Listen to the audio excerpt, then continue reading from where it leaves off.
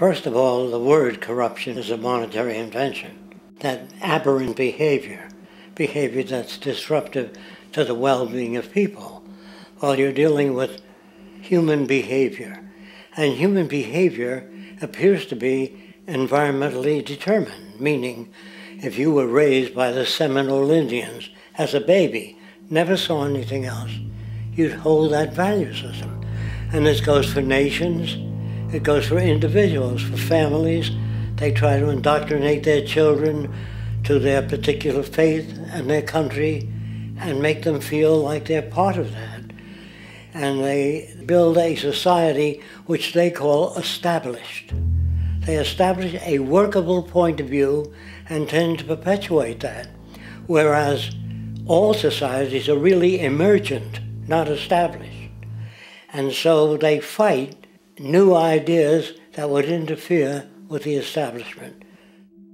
Governments try to perpetuate that which keeps them in power.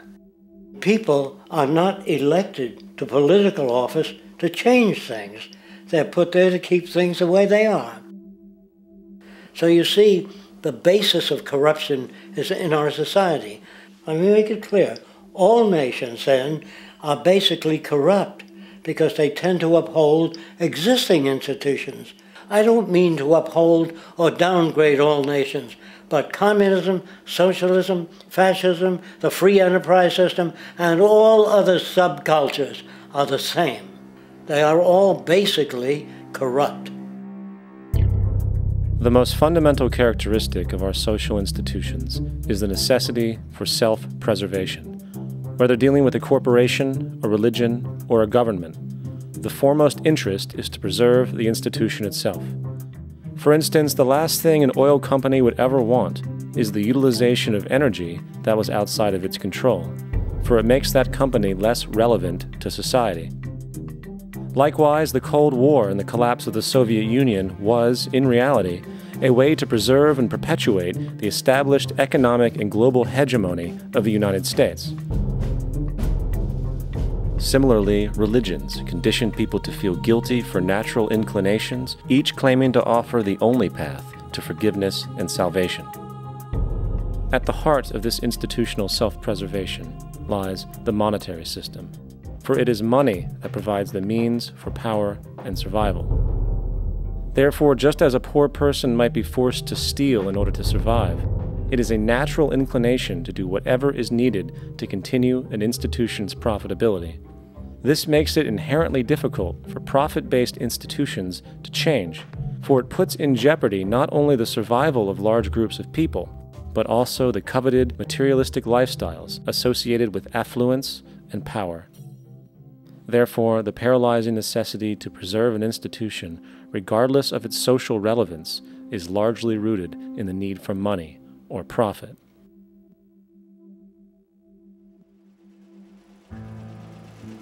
What's in it for me is the way people think.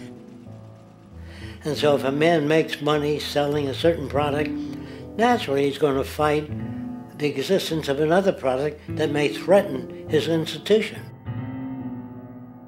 Therefore, people cannot be fair, and people do not trust each other.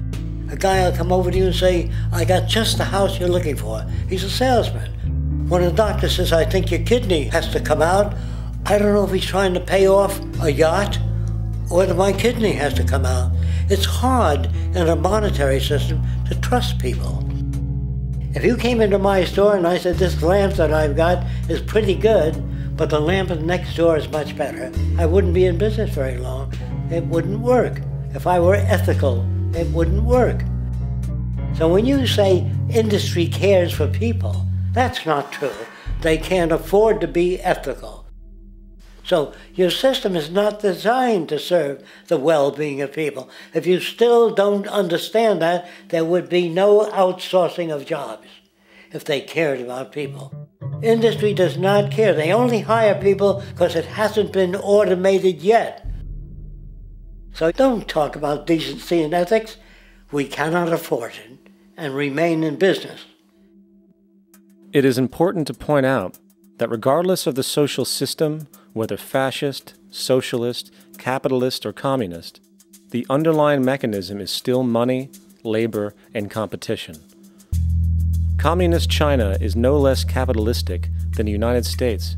The only difference is the degree by which the state intervenes in enterprise. The reality is that monetaryism, so to speak, is the true mechanism that guides the interests of all the countries on the planet. The most aggressive and hence dominant variation of this monetaryism is the free enterprise system.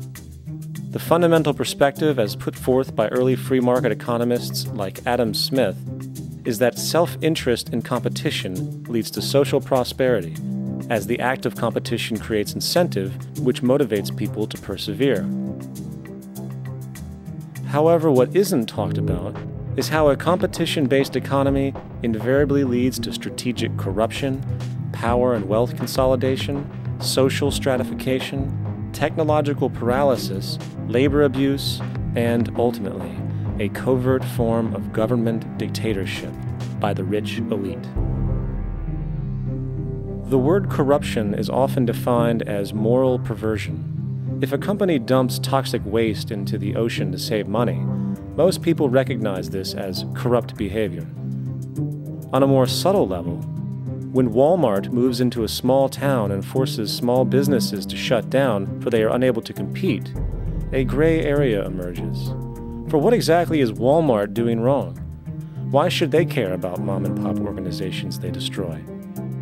Yet, even more subtly, when a person gets fired from their job because a new machine has been created which can do the work for less money, people tend to just accept that as the way it is, not seeing the inherent, corrupt inhumanity of such an action. Because the fact is, whether it is dumping toxic waste, having a monopoly enterprise, or downsizing the workforce, the motive is the same: profit.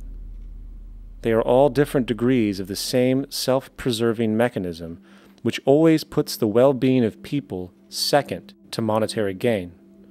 Therefore, corruption is not some byproduct of monetaryism. It is the very foundation. And while most people acknowledge this tendency on one level or another, the majority remains naive as to the broad ramifications of having such a selfish mechanism as the guiding mentality in society.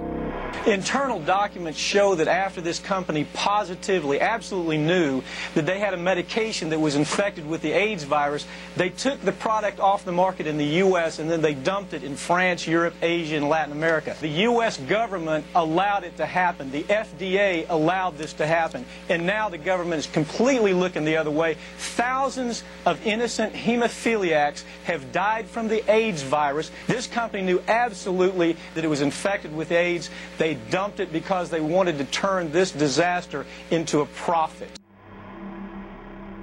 So you see, you have built-in corruption. We're all chiseling off each other, and you can't expect decency in that sort of thing.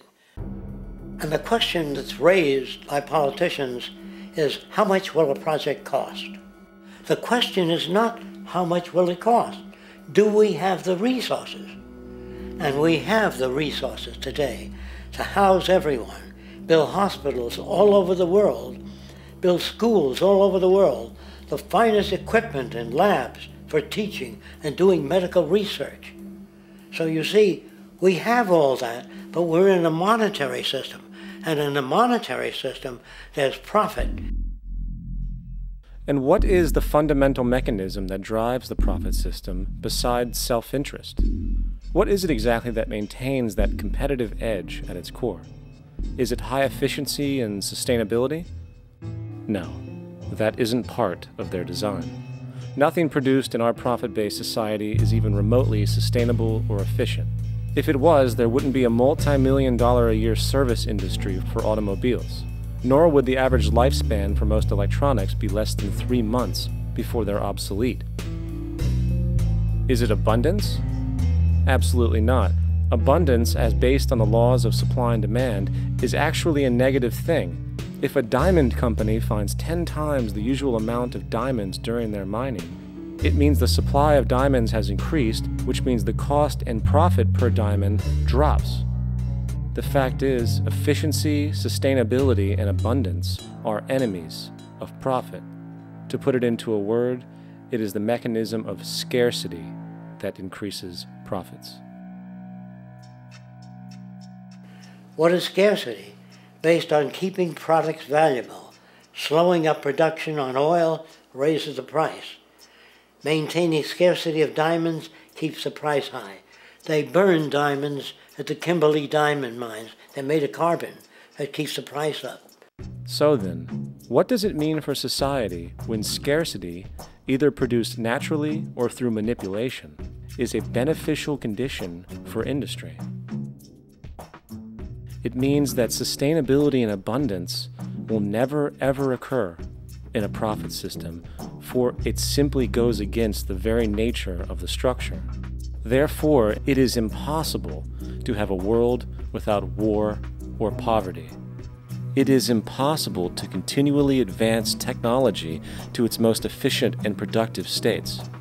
And, most dramatically, it is impossible to expect human beings to behave in truly ethical or decent ways.